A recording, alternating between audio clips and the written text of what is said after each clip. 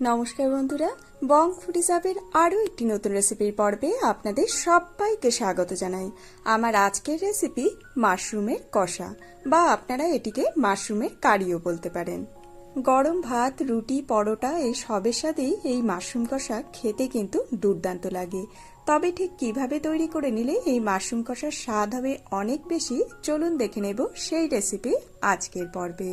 রান্নাটি করে নেওয়ার জন্য প্রথমেই আমি এখানে নিয়ে নিয়েছি 400 গ্রাম পরিমাণে অয়েস্টার মাশরুম। এই অয়েস্টার মাশরুম কিন্তু আমাদের লোকাল বাজারে প্রায়শই দেখতে পাওয়া যায়, আর আমার হাজব্যান্ড এটি খেতে এতটাই পছন্দ করে যে বাজারে দেখলেই এটি ঘরে কিনে আনবেই। যাই হোক, এবারে আমি মাশরুমগুলিকে কেটে নেব। মাশরুমগুলি একটি শক্ত অংশের সাথে গোছা বেঁধে থাকে। এবারে সেই শক্ত অংশের থেকে আমি একে একে মাশরুমগুলিকে ছাড়িয়ে নিচ্ছি। মাশরুমগুলিকে ছাড়িয়ে নেওয়ার পর এই যে আপনারা যে একটা শক্ত মোটা অংশ দেখতে পাচ্ছেন, এটিকে এবারে বাদ দিয়ে দিচ্ছি। এবারে এই মাশরুমগুলিকে আমি ছুরির সাহায্যে ছোট ছোট টুকরো করে নিচ্ছি, তবে চাইলে আপনারা এই কাজটি হাত দিয়েও করে নিতে পারেন। এবারে আপনাদের একটা মজার ঘটনা বলি। বিয়ের আগে কিন্তু আমি কোনোদিনই মাশরুম খাইনি। যেহেতু আমার বাবার বাড়িতে কোনোদিনই মাশরুম আনা হতো না বা মাশরুম রান্না হয়নি, তাই মাশরুমের স্বাদ সম্পর্কে কিন্তু আমার কোনো অভিজ্ঞতাই ছিল না। তবে বিয়ের পর যখন ফার্স্ট টাইম বাজার থেকে আমার হাজব্যান্ড মাশরুম কিনে আনে, তখন কিন্তু আমি খুবই আনইজি ফিল করি। ভাবতে লাগলাম যে যে জিনিসটি কোনোদিনই খাইনি এর স্বাদ কেমন হবে, কিভাবে রান্না করব, এই নিয়ে অনেক দ্বন্দ্ব মনের মধ্যে চলতে থাকে। আদৌ এটি খেতে ভালো লাগবে কিনা, এর গন্ধ কেমন হবে, এই নিয়ে কিন্তু প্রচুর চিন্তা মনের মধ্যে ঘুরপাক খাচ্ছিল। আমার হাজব্যান্ড তখন আমাকে অনেক বোঝালেন এবং বললেন, একবার তুমি রান্না করো, এটি কিন্তু একদম মাংসের মতো খেতে হয়। তারপর আমার শাশুড়ি যেভাবে মাশরুম বানিয়ে থাকেন সেই প্রসেস আমাকে বলে দিয়েছিল, সেভাবেই কিন্তু আমি মাশরুমটিকে বানিয়ে নিয়েছিলাম।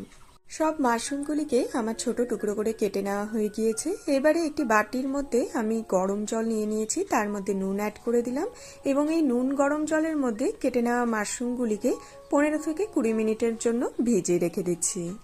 মাশরুমের মধ্যে কিন্তু প্রচুর পরিমাণে প্রোটিন, ভিটামিন, মিনারেলস এবং ভালো অ্যান্টিঅক্সিডেন্ট রয়েছে, যেটি আমাদের শরীরের জন্য খুবই উপকারী। মাশরুম রান্না করার পর প্রথমবারই আমার এটি খেতে সত্যি এত টেস্ট লেগেছিল যে তারপর থেকে মাশরুম রান্না করে যাচ্ছি, এমনকি এখন আমার ছেলেরাও খেতে ভীষণই পছন্দ করে। মাশরুম কষা বানানোর জন্য আমি 4টি মিডিয়াম সাইজের আলুর খোসা ছাড়িয়ে নিয়েছি। এবার এটিকে ছোট ছোট টুকরো করে কেটে নিচ্ছি। সব আলুগুলিকে আমার কেটে নেওয়া হয়ে গিয়েছে। এবারে আমি এগুলিকে একটি পাত্রের মধ্যে নামিয়ে নিচ্ছি এবং এখানে নিয়ে নিয়েছি 4টি মিডিয়াম সাইজের পেঁয়াজ। পেঁয়াজগুলিকে আমি এবারে স্লাইস করে কেটে নিচ্ছি। আপনারা মাশরুম দিয়ে আর কি কি রেসিপি বানিয়ে থাকেন এবং কিভাবে বানিয়ে থাকেন আমাকে কমেন্ট বক্সে অবশ্যই কমেন্ট করে জানাবেন। সব পেঁয়াজগুলিকে কিন্তু আমার স্লাইস করে কেটে নেওয়া হয়ে গিয়েছে। এবারে এগুলিকে আমি একটি প্লেটের মধ্যে ট্রান্সফার করে নিয়েছি। অন্যদিকে আমি নিয়ে নিয়েছি 15 থেকে 20 কোয়ার মতো রসুন। রসুনগুলিকে প্রথমে আমি ছুরি দিয়ে একটু চেপে চেপে ক্রাশ করে নিয়েছি, তারপরে এগুলিকে ছোট ছোট মিহি টুকরো করে নিচ্ছি। আপনারা যখনই রসুন একদম মিহি করে কুচিয়ে নিতে যাবেন তখন এই প্রসেসটি ফলো করবেন, এতে করে কিন্তু রসুন একদম মিহি করে কুচিয়ে নেওয়া যায়। আমি তো আমার বিয়ের পর একটি নতুন জিনিস খাওয়ার অভিজ্ঞতা আপনাদের সাথে শেয়ার করে নিলাম। তবে আপনাদের মধ্যে কারা কারা আছেন যাদের বিয়ে হয়ে শ্বশুরবাড়িতে এসে এরকম নতুন কিছু খেতে হয়েছে এবং সেটি ভালো লেগেছে বা ভালো লাগেনি, সেই সব কিছুই আমাকে কমেন্ট বক্সে কমেন্ট করে অবশ্যই জানাবেন। আমি কিন্তু আপনাদের কমেন্ট পড়তে খুবই ভালোবাসি, আর আপনাদের লেখা একটি কমেন্ট পড়ে আমি আমার কাজে কিন্তু প্রচুর উৎসাহ পাই। এদিকে আপনাদের সাথে কথা বলতে বলতে আমি রসুন কাটা কমপ্লিট করে একটি মিডিয়াম সাইজের পাকা টমেটো নিয়ে নিয়েছি। টমেটোটিকেও আমি ছোট ছোট টুকরো করে কেটে নিচ্ছি। এখানে যখন আমি টমেটো কেটে নিচ্ছিলাম তখন আমার ছোট ছেলে খুবই বায়না করছিল যে ওর এক টুকরো টমেটো লাগবে।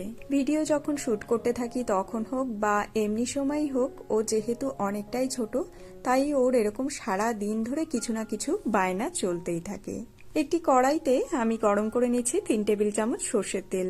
তেল ভালো মতো গরম হয়ে এলে কেটে রাখা আলুর টুকরোগুলিকে এর মধ্যে অ্যাড করে দিলাম। সেই সাথেই অ্যাড করলাম 1 চা চামচ নুন এবং 1 চা চামচ হলুদ গুঁড়ো।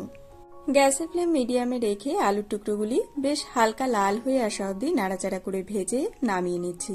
সব আলুর টুকরোগুলিকে নামিয়ে নেওয়ার পর কড়াইতে যে তেল বাঁচা রয়েছে তাতে ফোড়নের জন্য অ্যাড করে দিচ্ছি একটি তেজপাতা, দুটি শুকনো লঙ্কা এবং 1 চা চামচ গোটা জিরা।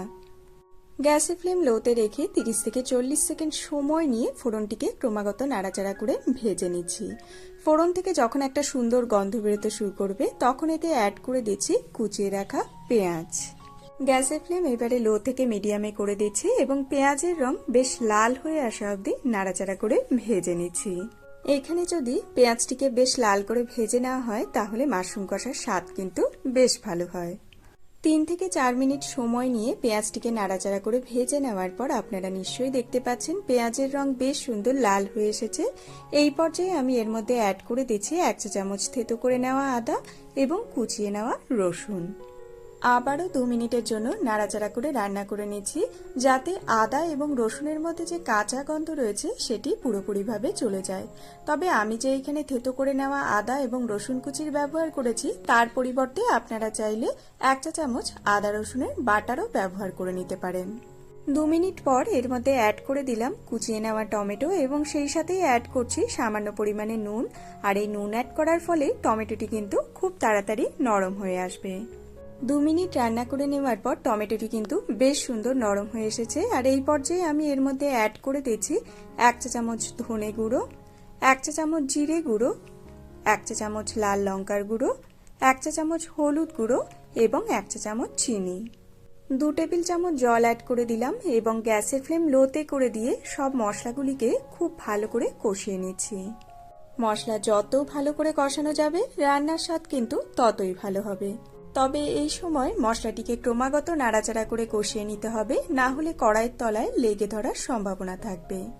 2 মিনিট মশলাটিকে ভালোভাবে কষিয়ে নেওয়ার পর এর মধ্যে অ্যাড করে দিলাম আগে থেকে ভেজে রাখা আলুর টুকরোগুলিকে এবং আরও 1.5 থেকে 2 মিনিটের মতো লো ফ্লেমে সবকিছু একসাথে নাড়াচাড়া করে কষিয়ে নিচ্ছি। আলুটিকে কষিয়ে নেওয়া হয়ে গেলে এতে অ্যাড করে দিলাম কেটে রাখা মাশরুমের টুকরোগুলিকে। কেটে রাখা মাশরুমের টুকরোগুলিকে আমি প্রথমে লবণ গরম জলের মধ্যে 15 থেকে 20 মিনিটের জন্য ভিজিয়ে রেখে দিয়েছিলাম। তারপর এটিকে জল বদলে 2 থেকে 3 বার পরিষ্কার করে ধুয়ে নিয়েছি। সবকিছুর সাথে মাশরুমটিকে ভালোভাবে একবার একটু নাড়াচাড়া করে মিলিয়ে নিচ্ছি। তারপর এর মধ্যে অ্যাড করে দিলাম স্বাদ অনুযায়ী নুন। যেহেতু মাশরুমের মধ্যে প্রচুর পরিমাণে ময়েশ্চার থাকে তাই নুন অ্যাড করার ফলে আপনারা দেখতে পাবেন যে এর মধ্যে থেকে কিন্তু বেশ জল বেরোতে শুরু করছে। আর এই ময়েশ্চার থাকার কারণেই মাশরুমের মধ্যে কিন্তু বেশ সুন্দর একটা জুসি ভাব পাওয়া যায়। মাশরুম অ্যাড করার পর আমি গ্যাসের ফ্লেম লো টু মিডিয়ামের মধ্যে রেখে 2 থেকে 3 মিনিটের জন্য ভালোভাবে কষিয়ে নিয়েছি। এবারে এর মধ্যে অ্যাড করে দিলাম অল্প পরিমাণে হালকা গরম জল। সবকিছু একবার একটু হালকা হাতে নাড়াচাড়া করে মিলিয়ে নিচ্ছি। তারপর ওপর থেকে অ্যাড করে দিচ্ছি 2টি চেরা কাঁচা লঙ্কা এবং গ্যাসের ফ্লেম মিডিয়ামে রেখে 5 থেকে 7 মিনিটের জন্য রান্না করে নিয়েছি। মাশরুম যেহেতু খুবই সফট হয় তাই এটি রান্না হতে কিন্তু একদমই বেশি সময় লাগে না। মোটামুটি ভাবে 5 থেকে 7 মিনিট রান্না করে নেওয়ার পর আপনারা নিশ্চয়ই দেখতে পাচ্ছেন গ্রেভি কিন্তু অনেকটাই টেনে গিয়েছে। সেই সাথে আলু মাশরুম সব কিন্তু খুব সুন্দরভাবে সেদ্ধ হয়ে গিয়েছে। এই পর্যায়ে আমি এর মধ্যে অ্যাড করে দিচ্ছি 1 চা চামচ পরিমাণে গরম মশলার গুঁড়ো। এবারে সবকিছু লো ফ্লেমে 1 মিনিটের জন্য নাড়াচাড়া করে মিলিয়ে নিচ্ছি। তাহলেই রেডি আমাদের মাশরুম কষা। আর আপনারা এই পর্যায়ে যেটুকু গ্রেভি এর মধ্যে দেখতে পাচ্ছেন এটি কিন্তু নামিয়ে নেওয়ার পর অনেকটাই টেনে যাবে। তাহলে বন্ধুরা আমার আজকের এই ভিডিওটি আপনাদের কেমন লাগলো? ভালো লেগে থাকলে একটি লাইক দিয়ে আমাকে উৎসাহিত করবেন এবং কমেন্ট করে জানাবেন কেমন লাগলো। চ্যানেলে নতুন বন্ধু হলে সেই সাথে চ্যানেলটিকে সাবস্ক্রাইব করে পাশে থাকা বেল আইকনটি প্রেস করে আমার পাশে থাকার একান্ত অনুরোধ রইল। যদি আপনারা ভিডিওটি ফেসবুক পেজ থেকে দেখে থাকেন পেজটিকে ফলো করার একান্ত অনুরোধ রইল। আজকের মতো তাহলে এই পর্যন্তই বন্ধুরা, দেখা হবে অন্য একটি নতুন ভিডিওর সাথে অন্য আরেকদিন। সবাই খুব খুব ভালো থাকবেন, সুস্থ থাকবেন। ধন্যবাদ।